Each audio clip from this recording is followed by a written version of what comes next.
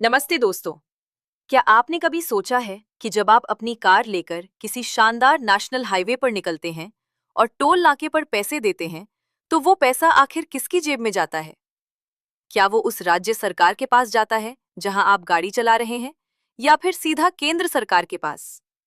अक्सर यह सवाल एक बड़ी कानूनी बहस बन जाता है कि आखिर आपके टोल पर किसका हक है। हाल ही में सुप्रीम कोर्ट ने टीएसआर वेंकटरमन बनाम यूनियन ऑफ इंडिया केस में एक ऐसा फैसला सुनाया है जिसने केंद्र और राज्यों के बीच की इस धुंधली सीमा को एकदम साफ कर दिया है। तो चलिए, आज के इस वीडियो में हम इस पूरी कानूनी गुत्थी को बहुत ही आसान भाषा में समझते हैं। असल में यह पूरा मामला तब शुरू हुआ जब सुप्रीम कोर्ट में एक याचिका दायर की गई, जिसमें नेशनल हाईवे पर टोल वसूलने की केंद्र की शक्ति को चुनौती दी गई थी।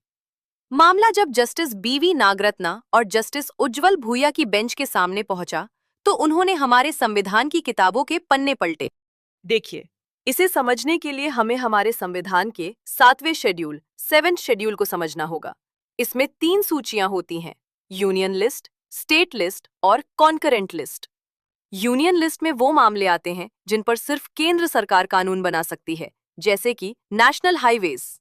अब यहाँ पेच ये फंसा कि राज्यों का कहना था कि स्टेट लिस्ट की एंट्री 59 के तहत उन्हें भी टोल वसूलने का अधिकार है। सुप्रीम कोर्ट ने इस पर बहुत ही स्पष्ट फैसला सुनाया।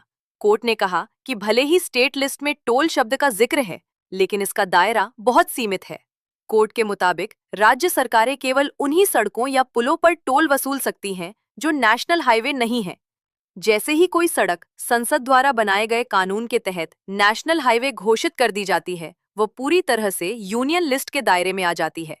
इसका मतलब है कि उन सड़कों पर टोल लगाने और उसे मैनेज करने का एब्सोल्यूट राइट केवल एनएचएआई, भारतीय राष्ट्रीय राजमार्ग प्राधिकरण और केंद्र सरकार के पास है। इसे एक उदाहरण से समझते हैं। मान लीजिए आप उत्तर प्रदेश या बिहार के किसी स्टेट हाईवे पर चल रहे हैं, तो वहां की राज्य सरकार आपसे टोल मांग सकती है।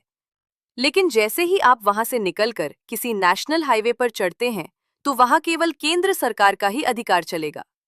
सुप्रीम कोर्ट ने मद्रास हाई कोर्ट के उस पुराने फैसले को भी सही ठहराया, जिसने इस चुनौती को पहले ही खारिज कर दिया था।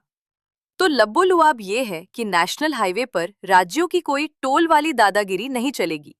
ये फैसला ये साफ करता है कि हमारे देश का ढांचा कैसे काम करता है और टैक्स वसूलने की शक्तियां कैसे बटी हुई हैं।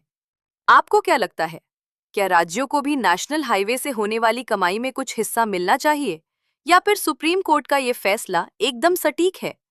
अपनी राय हमें कमेंट बॉक्स में जरूर बताएं।